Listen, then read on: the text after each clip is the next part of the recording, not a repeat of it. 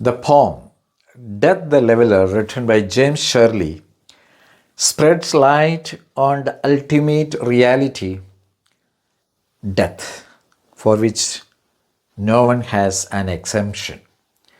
The title itself is an indicator of the fact that all are made equal after death, irrespective of our nobility, wealth, position, and power in society.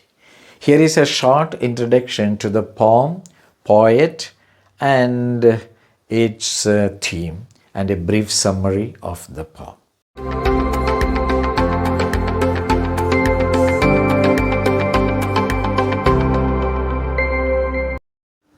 Hi friends, Death the Leveler, a poem written by James Shirley, tells us about the undeniable fact that all men are mortal.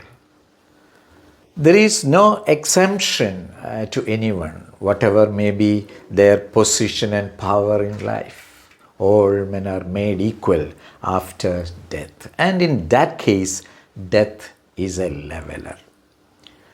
Coming to the point, James Shirley, 1596 to 1666, is considered to be the last of the Elizabethan poets. He has a few volumes of poems and plays to his credit. When we think of the theme of the poem, it's evidently death and its certainty. It's a funeral song which encircles or encompasses human actions. Before we go to the summary of the poem, I think better I recite the first stanza and then move to the summary of it, and then the second stanza and its summary, and followed by it the third and its summary. So let's begin reciting the first stanza. Stanza 1. The glories of our blood and state are shadows, not substantial things. There is no armor against fate. Death lays his icy hands on kings. Scepter and crown must tumble down, and in the dust be equal made with the poor crooked scythe and spade. Now let's go to the summary of stanza 1. Nobility of blood and social status are like shadows, neither real nor lasting. No one can defend himself against fate. Death comes in search of kings too.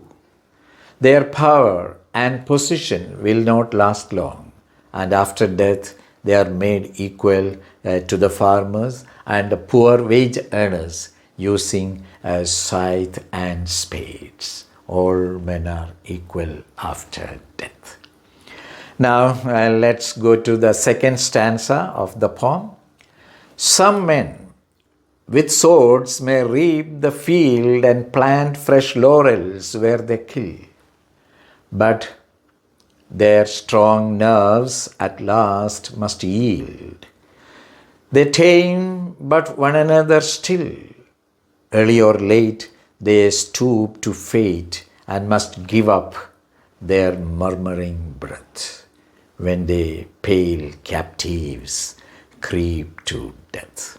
Now the summary of stanza 2.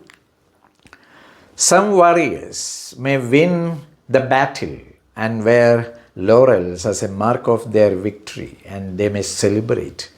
But there will come a day when their muscle strength and mind power yield to death. Today or tomorrow is only the question. They will breathe their last and bow their heads before the inevitable fate like pale captives. Now let's recite the third stanza of the poem. The garland wither on your brow. Then boast no more your mighty deeds.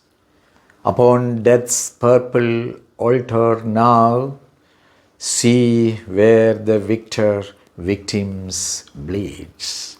Your heads must come to the tomb.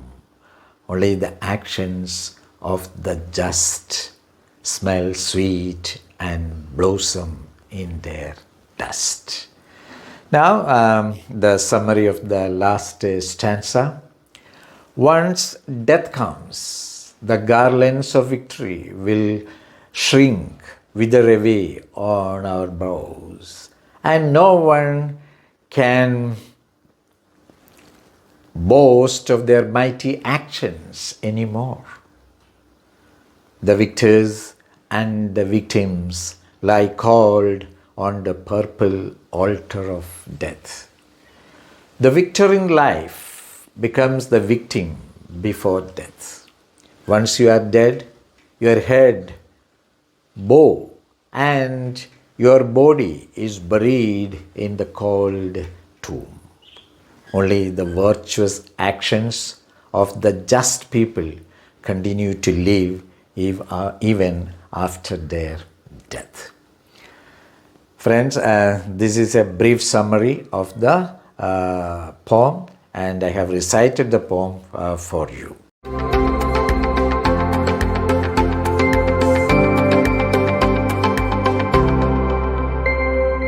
Friends, hope the introduction to the poem, its recitation and summary gave you an idea of the values that the poet wants to give to the world. Please watch my next video, which will present a short critical appreciation of the poem. If you haven't subscribed my channel, please click on to @inspoenglish.edu and be the beneficiaries.